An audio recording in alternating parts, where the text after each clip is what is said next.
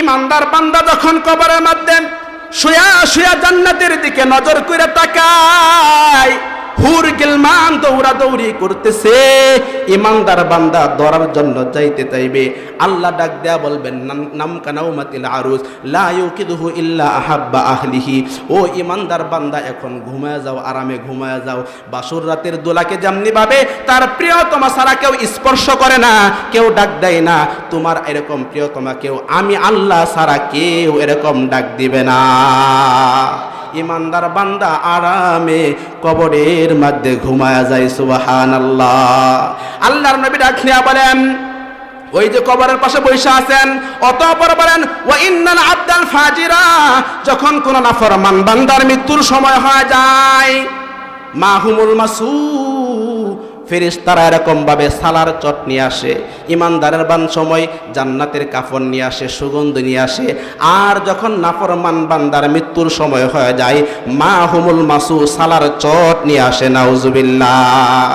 অতঃপর মালাকুল মাউত তার রূহটাকে এমন ভাবে কবজ করে, এত কষ্টদায়ক ভাবে কবজ করে, যখন তামাম পৃথিবী তার বুকের মধ্যে ছাইরা দিলে যেই কষ্টটা হবে, এর চাইতে লক্ষ কোটি গুণে বেশি কষ্ট হয়ে যায়।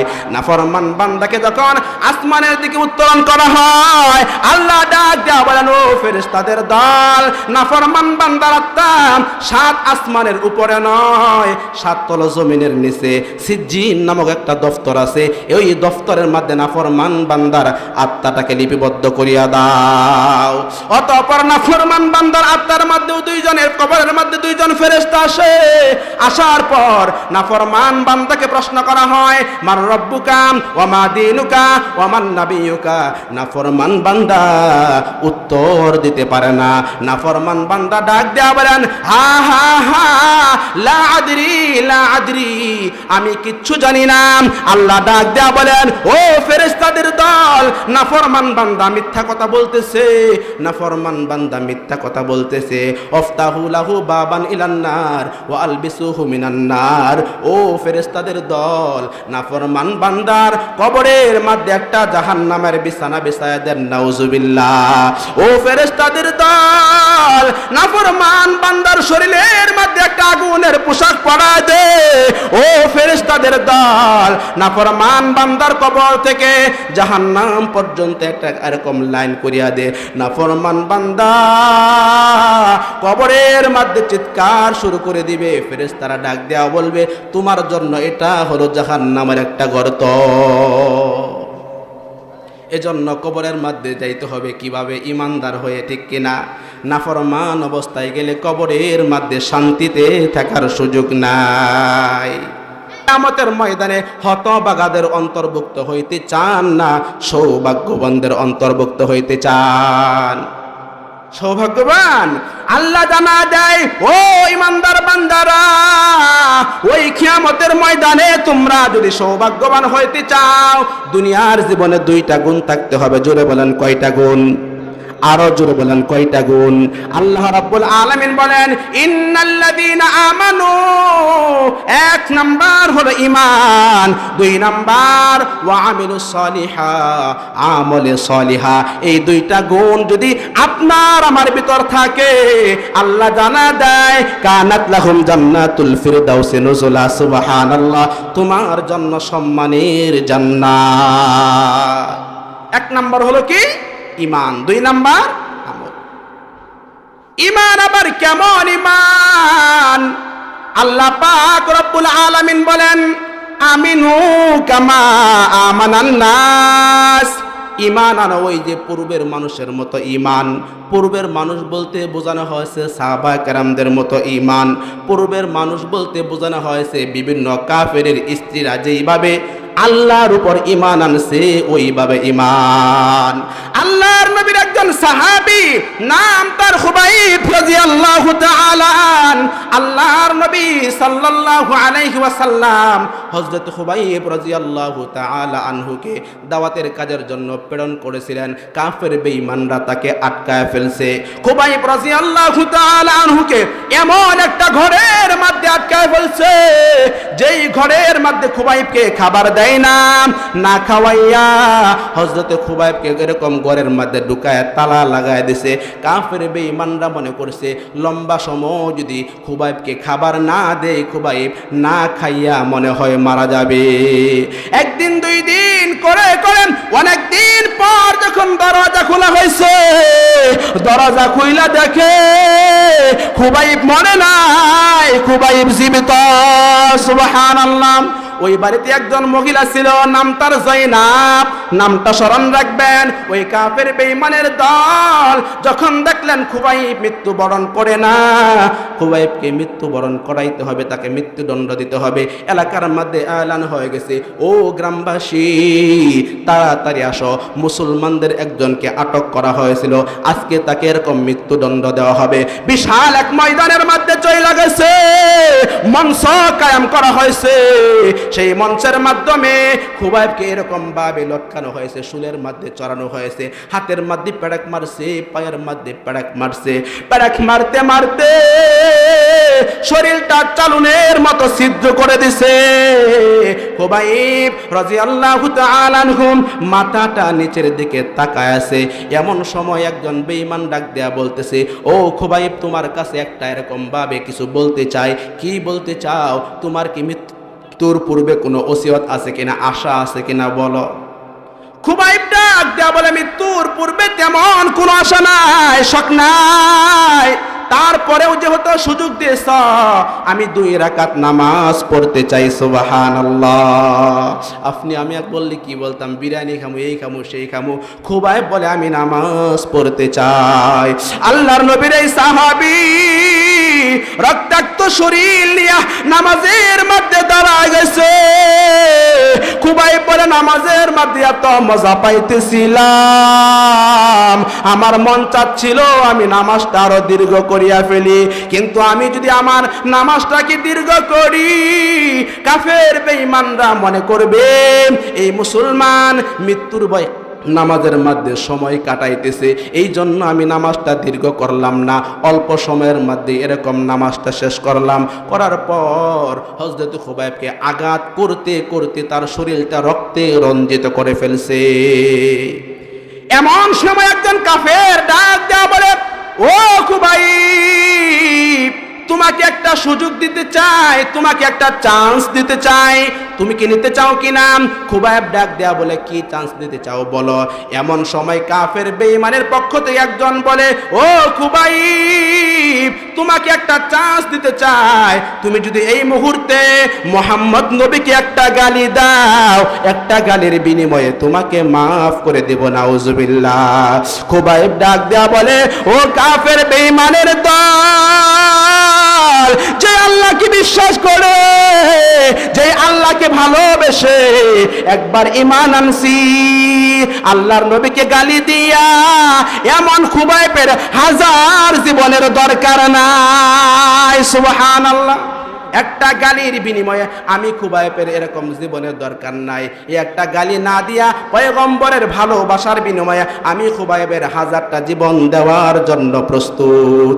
ওই যে বাড়ির মধ্যে একজন মহিলা ছিল, নাম তার জয়নাব, বলছিলাম স্মরণ আছে কিনা? এই জয়নাব পরবর্তীতে কালিমা পড়ে মুসলমান হয়ে গেছে। সুবহানাল্লাহ। সাহাবা কেরাম ডাক দেয়া বললেন, তুমি কেন মুসলমান হইলাম, তুমি কেন মুসলমান হইলা? তখন ওই জয়নাব ডাক দেয়া বলে, যখন খুবাইবকে গড়ের মধ্যে তালা লাগাই দিছে, কোনো খাবার দেয় না, মনের মধ্যে জাগলো প্রশ্ন, একটা মানুষ না খাইয়া কেমনি এতদিন বাঁচে? আমি যখন জানালার ফাঁক দিয়া নজর কইরা তাকাইছি, তাকায় দেখি খুবাইবের উপরে জান্নাতি ফল ঝুলতেছে। সুবহানাল্লাহ। তখন মনের মধ্যে আমার এরকম ভাবে বিশ্বাস আইসা গেল, এই খুবাইব যে রবের উপর ঈমান আনছে ওই রব সত্য, সুতরাং আমি আজকে কালিমা পড়ে মুসলমান হয়ে গেলাম। সুবহানাল্লাহ। এজন্য ইমানদার কি বলছেন? হ্যাঁ আসো, এই বইয়ের মাঝখানে বলেন, বলেন বলেন। নারে তাকবীর, আল্লাহু আকবার, নারে তাকবীর, আল্লাহু আকবার। আমির হুসাইন আগমন, শুভেচ্ছায় স্বাগত। পূর্ববাসীর পক্ষ থেকে লাল গোলাপ শুভেচ্ছা, ভুটারিয়ার পক্ষ থেকে লাল গোলাপ শুভেচ্ছা। নারে তাকবীর, আল্লাহু আকবার। আলহামদুলিল্লাহ। প্রধান বক্তা, হ্যাঁ সকলে বলেন আলহামদুলিল্লাহ। আপনাদের আজকের মাহফিলে প্রধান বক্তা আগমন করছেন, এজন্য আলোচনা সংক্ষেপ করতে হবে। বলতেছিলাম ওই কিয়ামতের ময়দানে সৌভাগ্যবান হইতে হলে 1 নাম্বার গুণ থাকতে হবে কি? ঈমান। 2 নাম্বার আমলে সলিহা। এই ঈমান এবং আমলে সলিহা নিয়ে যদি কিয়ামতের ময়দানে উঠতে পারি, আল্লাহ পাক জান্নাত দিয়ে দিবেন। সুবহানাল্লাহ। কিয়ামতের ময়দানে আল্লাহ পাক রব্বুল আলামিন কিছু কিছু বান্দাদেরকে বিনা হিসাবে জান্নাত দিয়ে দিবেন। সুবহানাল্লাহ। আর কিছু কিছু বান্দাকে বিনা হিসাবে জাহান্নাম দিয়ে দিবেন। নাউজুবিল্লাহ। আল্লাহ পাক রব্বুল আলামিন এমন কিছু ঈমানদারদেরকেও জাহান্নামের ভিতরে দিবেন যারা দুনিয়ার ভিতরে ঈমান ছিল কিন্তু আমল ছিল না। ওই সমস্ত ঈমানদার বান্দারা যখন জাহান্নামের ভিতর থাকবে, হঠাৎ একদিন আল্লাহ পাক রব্বুল আলামিন ডাক দেয়া বলবেন, ও ফেরেশতাদের দল, ওই জাহান্নামের ভিতর আমি আল্লাহ পাকের যেই সমস্ত ঈমানদার বান্দা বান্দিরা আছে তাদেরকে বলো জান্নাতীদেরকে একটা সালাম দেওয়ার জন্য, আর একটা সালাম দিতে দিতে তাদেরকে জান্নাত থেকে বের করে দাও, জাহান্নাম থেকে বের করে দাও। সুবহানাল্লাহ। ঈমানদার বান্দারা জাহান্নাম থেকে বের হয়ে আসবে। আল্লাহ পাক প্রশ্ন করবেন, ও ফেরেশতাদের দল, জাহান্নামের ভিতর আরো কোন ঈমানদার আছে কিনা? ফেরেশতারা ডাক দেয়া বলবে, আল্লাহ না না না, জাহান্নামের ভিতর আর কোন ঈমানদার নাই। হাদিস শরীফের মধ্যে আসছে তখনও কিছু ঈমানদার জাহান্নামের ভিতর থাকবে যাদের ব্যাপারে ওলি জানে না, নবীরা পর্যন্ত জানে না। আল্লাহ পাক রব্বুল আলামিন ওই সময় তার কুদরতি পা অথবা হাত জাহান্নামের ভিতর নিক্ষেপ করবেন। আপনি আমি যেমনি ভাবে কুদাল দিয়া মাটি চাচাইলে মাটিগুলো চেঁচে চেঁচে সামনের দিকে চলে আসে, ওইভাবে সমস্ত ঈমানদার গুলো এরকম জাহান্নামের কোনা কানা থেকে চলে আসবে। সুবহানাল্লাহ। বাকি থাকবে একজন, বাকি থাকবে একজন। এই একজন আল্লাহকে ডাক দেয়া বলবে, আল্লাহ সমস্ত ঈমানদার বান্দাদেরকে তুমি জাহান্নাম জান্নাত দিছো, আমারও তো মনটা চাই একটু জান্নাতে যাইতাম। ও আল্লাহ, জান্নাতের দরকার নাই, একটু আমাকে জাহান্নাম থেকে জাহান্নামের বাহিরে বাইর হওয়ার সুযোগ দাও। জান্নাত দরকার নাই, একটু বের হওয়ার সুযোগ দাও। আল্লাহ পাক রব্বুল আলামিন ডাক দেয়া বলবেন, যা বান্দা যা, তোকে জাহান্নাম থেকে মুক্ত করে দিলাম, জাহান্নাম থেকে বের হয়ে যা। ঈমানদার বান্দা জাহান্নাম থেকে বের হবে, মনটা বড় খুশি। হঠাৎ করে তাকায় দেখবে একটা সুন্দর গাছ দেখা যায়, ফলওয়ালা ফুলওয়ালা রসওয়ালা গাছ দেখা যায়। আল্লাহকে ডাক দেয়া বলবে, আল্লাহ ওই গাছের নিচে আমি যাইতে চাই। আল্লাহ ডাক দেয়া বলবে, বান্দা তুই তো বলছিলি আর কিচ্ছু চাইবি না, শুধু জাহান্নাম থেকে বের হইতে চাস, আমি তো বের করলাম, এখন আবার ওই গাছের নিতে যাইতে চাস কিনা, চাস কেন? তখন বান্দা ডাক দেয়া বলবে, আল্লাহ আর কিচ্ছু চাইবো না, এই সুযোগটুকুন দাও। আল্লাহ বলবেন, যা বান্দা তোকে সুযোগ দিয়ে দিলাম। বান্দা ওই গাছের নিচে থাকবে, গাছের রস পান করবে, বান্দার বড় চমৎকার মজা লাগবে। হঠাৎ করে নজর করে তাকা দেখে সামনে আরো সুন্দর একটা গাছ দেখা যায়। সুবহানাল্লাহ। ওই গাছ দেখার পর মনকে আর কন্ট্রোল করতে পারে না, আল্লাহর দিকে তাকায়, মিটি মিটি হাসে। আল্লাহকে ডাক দেয়া বলে, আল্লাহ ওইখানে যাইতে চাই। সুবহানাল্লাহ। কোন আল্লাহ বলবেন, ও বান্দা তুই না বলছিস আর কিচ্ছু চাইবি না, এখন কেন আবদার করিস? বান্দা ডাক দেয়া বলবে, আল্লাহ শেষবারের মতো চাইতেছি, আর কিছু চাইবো না, ওইখানে একটু যাওয়ার সুযোগ করে দাও। আল্লাহ পাক রব্বুল আলামিন তাকে ওই গাছের নিচে যাওয়ার সুযোগ করে দিবেন। বান্দা ওই গাছের নিচে যাবে, গাছের রস পান করবে। হঠাৎ ওই গাছের নিচে থেকে জান্নাতে হুরগেলমানদের আওয়াজ বান্দার কানের ভিতর আয়েশা বাজবে। সুবহানাল্লাহ। এবার আপনারা কোন আর কি মনসা, কোন কোন? হ্যাঁ, আল্লাহকে ডাক দেয়া বলবে, আল্লাহ জান্নাতের ভিতর যাব আর আসবো, একটু সময় করব না, একটু চান্স দাও আমাকে, একটু গোরান দেয়া দেখাই চলে আসবো। আল্লাহ ডাক দেয়া বলবে হাসা কথা কইতাছিস? হ্যাঁ আল্লাহ সত্য বলতেছি, জান্নাতের ভিতর যাব আর আসব, কোনো দেরি করবে না। জান্নাতের দরওয়াজা খুলে যাবে, বান্দা জান্নাতের ভিতর ঢুইকা যাবে। সুবহানাল্লাহ। আল্লাহ ডাক দেয়া বলবে বান্দা দাঁড়া দাঁড়া, তিফিয়া বান্দা তিফিয়া আব্দি, বান্দা তুমি দাঁড়াও। বান্দা দাঁড়া যাবে, এ বান্দা বের হ বের হ বের হ, তুই না কথা দিছিস জান্নাতে যাবি আর আসবি। তখন ওই বান্দা ডাক দেয়া বলবে আল্লাহ, দুনিয়ার জীবনে উলামায়ে হযরতের জবানে শুনছি এক বান্দা যদি কোনোদিন জান্নাতে ঢুকে যায় তাকে তুমি কখনো জান্নাত থেকে বের করো না। সুবহানাল্লাহ। আল্লাহ বলুন বালাই যুক্তি জানাস তুই। বান্দা আবার জান্নাতের ভিতর যাইয়া বড় খুশি, হুশ হারায় ফেলছে। জান্নাতের ভিতর আর কি চাইবো, দরকার নাই, দৌড়াদৌড়ি শুরু করছে। এর ঘরে যাই হের ঘরে যাই, থাকার কোনো জায়গা নাই। আল্লাহকে ডাক দেওয়া বলে আল্লাহ জান্নাত তো দিলা, থাকনের তো কোনো জায়গা নাই। বান্দা খাবারের জন্য চাইবে, হাদিস শরীফের মধ্যে আসছে বান্দা এমন কিছু চাইবে যেটা আল্লাহ পাকের পছন্দ হবে না। আপনার আমার চাওয়া কি? যেই বাড়া বেশি বিড়ি খায় খুব এক ফিট বিড়ি হইলে বলা, যে বাড়া বেশি মনে করেন বিরিয়ানি পছন্দ করে, কাচ্চি বিরিয়ানি, এরা থাকলে বেশি ভালো। আল্লাহ রাব্বুল আলামিন বলবেন এ বান্দা এগুলো কি চাইতেছিস? এইগুলো খাওয়ার লাইগা তোর নাকি আমি জান্নাতে আনছি। ও বান্দা তুই লিস্টি কর, আমি আল্লাহ পাক বলি। বান্দা আল্লাহ পাক রব্বুল আলামিন ডাক দেয়া বলবেন তোর ফল ফলাদির প্রয়োজন আছে, যা সব ধরনের ফল ফলাদি তোর জন্য দেয়া দিলাম। যেরকম দুধের নহর দেয়া দিলাম, এরকমভাবে শরবতের নহর দেয়া দিলাম। সমস্ত কিছু দেওয়ার পর হঠাৎ করে তাকা দেখবে বান্দার জন্য একটা পালং বা খাটের ব্যবস্থা হয়ে গেছে। আল্লাহ এটা কি খাট? হঠাৎ করে আবার নজর করে তাকা দেখে খাটের মধ্যে একটা হুর গিলমান শুয়ে আছে। সুবহানাল্লাহ। আল্লাহ এটা কি? একা একা খাটের মধ্যে থেকে কি করবি? দরকার আছে না নাই কন?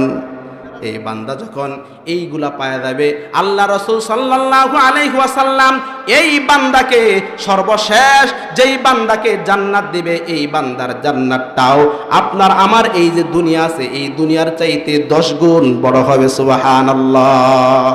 এই জান্নাতের সময়, এই জান্নাতের মধ্যে আপনারা যাইতে চান কিনা? আল্লাহ রাব্বুল আলামিন একদিন হঠাৎ করে জান্নাতবাসীকে ডাক দেওয়া বলবেন ইয়া আহলাল জান্নাহ, নিচের দিকে তাকাও। জান্নাতবাসীরা ভয়ে ভয়ে নিচের দিকে তাকাইবে। আবার ডাক দেওয়া বলবে ইয়া আহলান নার, ও জাহান্নামবাসীরা উপরের দিকে তাকাও। অর্থাৎ জান্নাতবাসীরা নিচের দিকে তাকাইবে, জাহান্নামবাসীরা উপরের দিকে তাকাইবে। মাঝখানে মেডেল বরাবর একটা জায়গার নাম আছে, ওই জায়গাটার নাম হলো আরফ। নাম কি? আরফ। আরফ হলো এমন একটা জায়গা যেই বান্দার আমল এবং গুনাহ সমান সমান হয়েছে। এই বেচারা জান্নাতেও যায় নাই, জাহান্নামেও যায় নাই, আরফে অবস্থান করতেছে। আল্লাহ ডাক দিয়া বলবেন ও ফেরেশতাদের দল, আরববাসীরা আমি আল্লাহর কাছে কি চাই? ফেরেশতারা ডাক দেয়া বলবে আল্লাহ আরববাসীরা তোমার কাছে জান্নাত চায়। আল্লাহ ডাক দেয়া বলবেন আরববাসীকে বলো জান্নাতীদেরকে একটা সালাম দেওয়ার জন্য, একটা সালাম দেয়া তাদেরকেও জান্নাতে যাওয়ার সুযোগ করে দিলাম। সুবহানাল্লাহ। সমস্ত আরববাসী আবার জান্নাতে চলে যাবে, আরফটা খালি, আরফে কেউ নাই। আবার আল্লাহ ডাক দেয়া বলবেন ও জান্নাতবাসীরা নিচের দিকে তাকাও, ও জাহান্নামবাসীরা উপরের দিকে তাকাও। আরফের দিকে সমস্ত মানুষগুলো তাকা থাকবে, আরফে আর কিছু নাই। হঠাৎ করে আল্লাহ পাক একটা প্রাণী এরকম উপস্থিত করবেন, অর্থাৎ মৃত্যুকে আল্লাহ পাক একটা প্রাণীর রূপ দিবেন। সমস্ত মানুষের সামনে আল্লাহ পাক রব্বুল আলামিন মৃত্যুটাকে হত্যা করে ফেলবেন। হত্যা করার পর আল্লাহ পাক রব্বুল আলামিন ডাক দেয়া বলবেন ইয়া আহলাল জান্নাহ খুলুদুল লা মাউতা ফিহা, ও জান্নাতবাসীর দল আজকের পর থেকে চিরস্থায়ী জান্নাতে বসবাস করতে থাকো। আজকের পর কারো আর মৃত্যু হবে না। সুবহানাল্লাহ। আল্লাহ ডাক দেয়া বলবেন ইয়া আহলান নার খুলুদুল লা মাউতা ফিহা, ও জাহান্নামের দল আজকের পর থেকে চিরস্থায়ী জাহান্নামে থাকো। আজকের পর কারো আর মৃত্যু হবে না। জান্নাতীরা জান্নাতে থাকবে আর জাহান্নামেরা 2 মিনিট জাহান্নামেরা জাহান্নামের ভিতর থাকবে। হঠাৎ একদিন আল্লাহ পাক রব্বুল আলামিন এই জান্নাতবাসীকে সালাম দিবেন। সুবহানাল্লাহ। জান্নাতের মানুষগুলো হঠাৎ একটা আওয়াজ শুনতে পাইবে, আওয়াজের মধ্যে সালাম বেশি আসবে। আল্লাহ বলেন ওয়ালাদাইনা মাজিদ, এটা হলো সেইটা যেই জিনিসটা বান্দা পাওয়ার পর খুশি হয়ে যাবে। বান্দাকে আল্লাহ পাক কি করবেন? সালাম দিবেন। জুমার দিনে হঠাৎ সমস্ত মানুষগুলো সামনের দিকে দৌড়াইতে শুরু করে দিবে। আমার আপনার নবী পয়গম্বর সাল্লাল্লাহু আলাইহি ওয়াসাল্লামের নেতৃত্বে কোটি কোটি উম্মত একসাথে হয়ে যাবে। সবাই ভাবতে থাকবে এখানে কি হবে কি হবে।